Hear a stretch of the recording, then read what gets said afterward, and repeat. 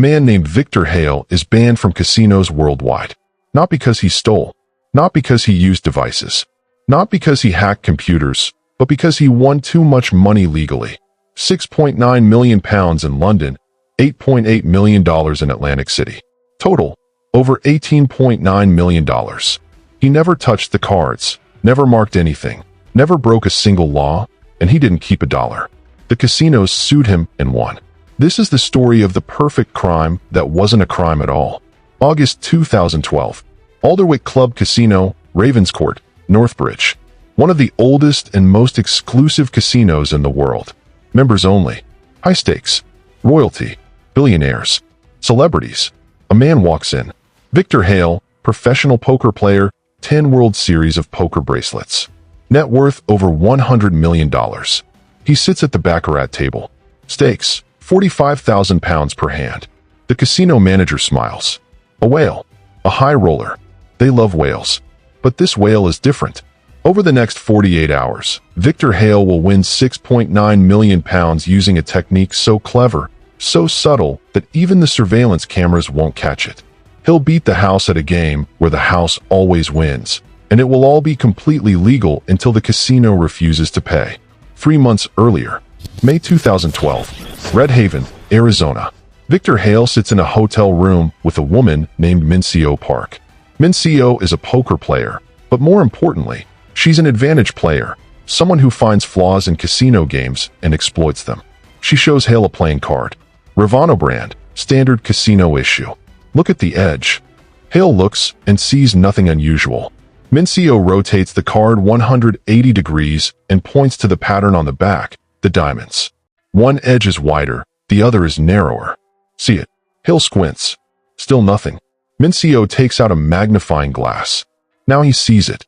The pattern on one edge extends 0.3 millimeters farther than the other edge. Invisible to the naked eye, but it's there. This is called edge sorting. If you can get the casino to rotate certain cards, you can identify them later. You'll know what's coming before it's dealt. Hale leans back, thinking, how do you get them to rotate the cards? Mincio smiles. You ask nicely. Before we continue, there's something important to understand. Mincio wasn't just another gambler. She had a history that made her uniquely motivated and uniquely dangerous for casinos. Mincio, the daughter of a Harbor City businessman, moved in the world of VIP gaming. One day, a large gambling debt connected to her then-boyfriend pulled her into a situation she couldn't control. She was taken by private debt collectors, the kind often linked to the darker side of Port Leiden's casino industry, and held for several days in extremely harsh conditions. No information, no rest, a freezing concrete room, and constant pressure. After that, she spent almost 3 weeks in a mainland detention facility, isolated and unsure what would happen next. The experience changed her completely. When she was finally released, she didn't run from the casino world. She focused on understanding it better than anyone. She spent years studying playing cards, manufacturing defects, and pattern irregularities. She trained her eyes to pick up microscopic differences most people would never notice. That dedication earned her a nickname in gambling circles, the Queen of Sorts. A woman capable of spotting a 0.3 millimeters inconsistency on the back of a card and turning that into a weapon no casino was prepared for. This is the person who walked into that Red Haven hotel room in 2012, and this is the skill set she brought to Victor Hale. August 20th, 2012. Alderwick Club Casino. First session. Victor Hale arrives with Mincio Park. They're playing Punto Banco, high-stakes baccarat. The rules are simple. 2 hands, player and banker. Closest to 9 wins. No skill. Pure luck. Except it's not luck if you know what cards are coming. The casino manager greets Hale personally. He's a whale, a high roller. They want his business. Hale has requests, 5 of them. Each one sounds harmless, superstitious even. Request 1, a Mandarin-speaking dealer. Mincio prefers it. Request 2, certain cards must be rotated 180 degrees for luck. Hale claims he's superstitious. Request 3, use an automatic shuffler, but one that doesn't rotate the cards during shuffling. Request 4, keep the same deck all night. Don't replace it between sessions. Request 5, when cards come out of play, don't flip them. Leave them in the same orientation. The manager considers each request. They're unusual, but not unheard of. High rollers have strange habits, lucky socks, special chairs, rituals before every bet. And Hale is betting £45,000 per hand. The casino agrees to everything. They bring in a Mandarin-speaking dealer. They set up the automatic shuffler.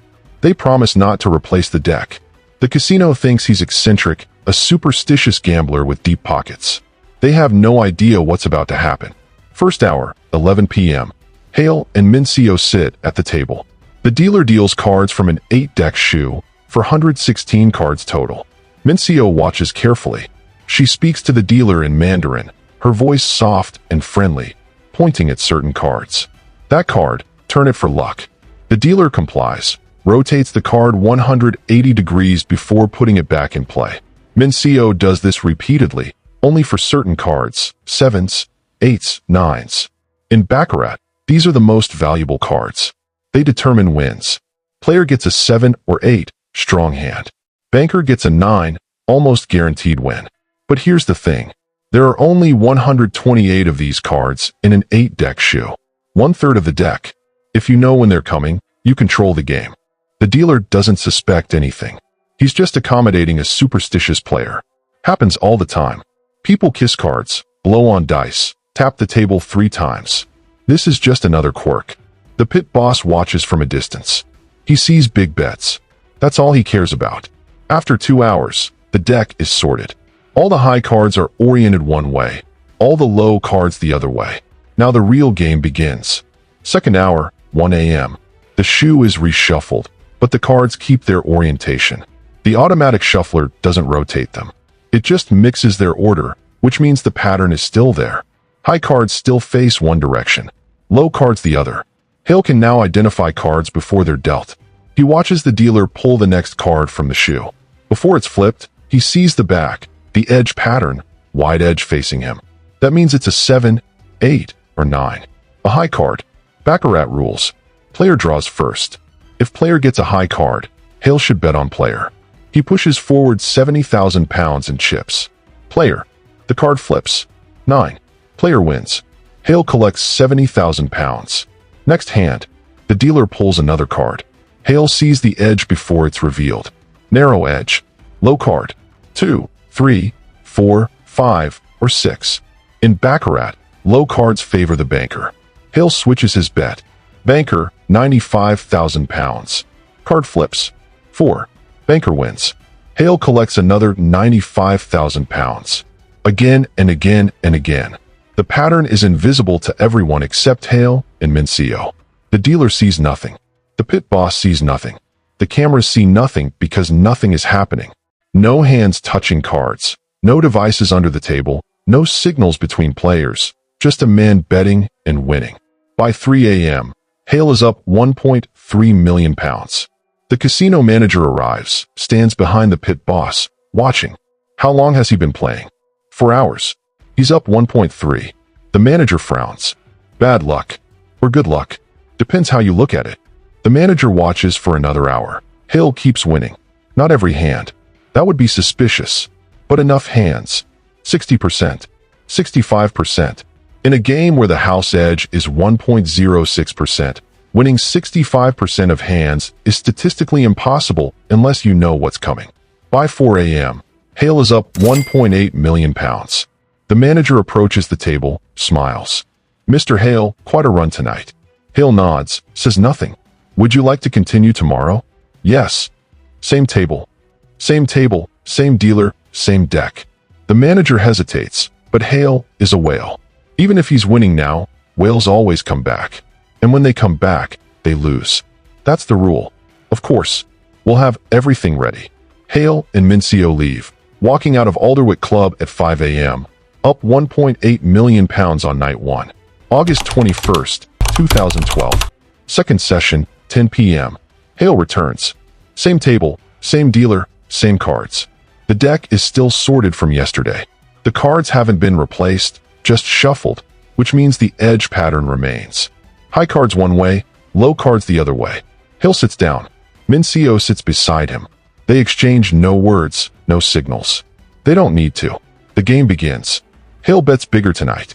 £70,000 per hand, then £95,000, then £120,000.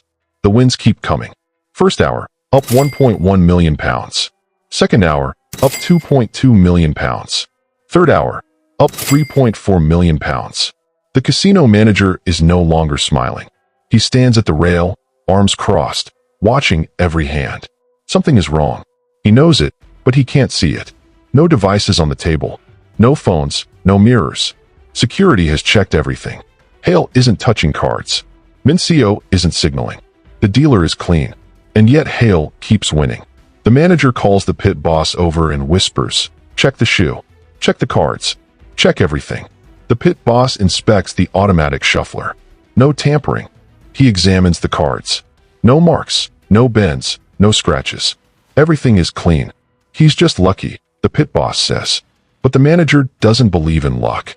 Not like this. But what can he do? Hale hasn't broken any rules. If they kick him out without cause, he'll sue and win. So they let him play. By midnight, Hale is up £4.6 million total across both sessions. The manager makes a decision. He approaches the table. "Mr. Hale, we'd like to close the table for the night. Dealer's shift change." Hale looks at his watch. "It's only midnight." "Yes, but we have operational reasons." Hale knows what this means. They're rattled. They want him to stop. "One more hour," Hale says, "then I'll leave." The manager hesitates, then nods. "One more hour won't matter. The damage is already done." Final hour, midnight to 1 a.m. Hale bets the maximum, £140,000 per hand. Mincio watches the cards, speaks softly to the dealer. The dealer rotates nothing now. The deck is already sorted. They're just playing the pattern. Wide edge, high card, bet player. Narrow edge, low card, bet banker. Simple, mechanical, unstoppable. By 1 a.m., Hale's total across 2 nights, £6.9 million, approximately $10.8 million US in 48 hours of play, the biggest single win in Alderwick Club's history. Hale stands, shakes the dealer's hand, tips him £9,000. The casino manager approaches. His smile is forced. "Congratulations, Mr. Hale. Quite a performance." "Thank you. We'll process your payout. It may take a few days. Large sums require verification." "I understand." Hale and Mincio walk out into the Northbridge night. Mincio says nothing until they're in the car. They're not going to pay. Hale looks at her. "They have to. I didn't cheat." "Doesn't matter. They'll find a reason." Hale leans back, closes his eyes. "Then we'll see them in court." 2 weeks later, September 2012, Victor Hale receives a letter from Alderwick Club. "We regret to inform you that your winnings will not be paid. We have evidence that you engaged in advantage play that violates the spirit of the game. Your £6.9 million is forfeited. We are returning your original deposit of £900,000. Hale reads the letter, then reads it again. They're keeping his money. He calls his lawyer. "They're saying I cheated, but I didn't cheat. I just used my brain." The lawyer reads the letter. "They're not saying you cheated. They're saying you didn't play fairly. There's a difference." "What difference?" "We'll find out in court." Meanwhile, across the Atlantic, Fairmont Bay, Norland, Meridian Crown Casino. April through December 2012, Victor Hale and Mincio run the same scheme. For separate sessions, same technique, same requests, same edge sorting. Total winnings, $8.8 million. Meridian Crown pays out every dollar. But 6 months later, they realize what happened. They review the tapes, interview the dealers, study the cards. They figure it out. December 2014, Meridian Crown sues Victor Hale for $8.8 million plus damages. "He defrauded us. He manipulated the game. He must return the money." Hale's response: "I won fair and square. If they didn't like my request, they shouldn't have agreed." 2 lawsuits, 2 continents, over $18.9 million at stake. May 2014, High Court of Northbridge. Victor Hale versus Alderwick Club. The question: did Victor Hale cheat? Alderwick Club argues yes. He deceived them, claimed superstition, but was exploiting a defect. Hale argues no.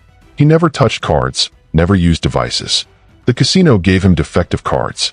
Their problem: the trial lasts 3 weeks. The casino manager testifies they believed Hale was superstitious, would never have allowed it otherwise. Hale testifies. He asked. They agreed. That's advantage play, not cheating. Mincio explains edge sorting, the 0.3 mm defect. This isn't illegal. It's smart. Casino's expert. Edge sorting violates the implicit rules. Baccarat requires randomness. Hale's expert. Casinos use mathematics against players daily. When players use it back, suddenly it's unfair. October 2014. The judge rules. Mr. Hale is truthful. He genuinely believes he did nothing wrong. However, his conduct was dishonest by ordinary standards. He misled the casino, claimed superstition when his real purpose was advantage. He did not cheat criminally, but he breached the implied terms. Alderwick Club keeps the £6.9 million. Hale appeals immediately. Verdict: appeal dismissed. Meanwhile, October 2014, Federal Court of Norland. Meridian Crown Casino versus Victor Hale. The American court takes a different approach. They don't care about honesty or deception. They care about rules. Did Hale violate Baccarat rules? Yes. Cards must be dealt randomly. Hale manipulated orientation. The judge rules for Meridian Crown. Hale must repay $9,420,000, including interest. Hale appeals. Loses again. Victor Hale owes Meridian Crown $9.4 million. To this day, he hasn't paid. He lost the Alderwick Club money forever, but he doesn't regret it. Mincio Park disappeared from public life, rumored to still play, but quietly. Victor Hale found the perfect crime. Legal, mathematical, undetectable, and still lost. This is Dark Crime Vaults. Like and subscribe for weekly crimes and psychological stories.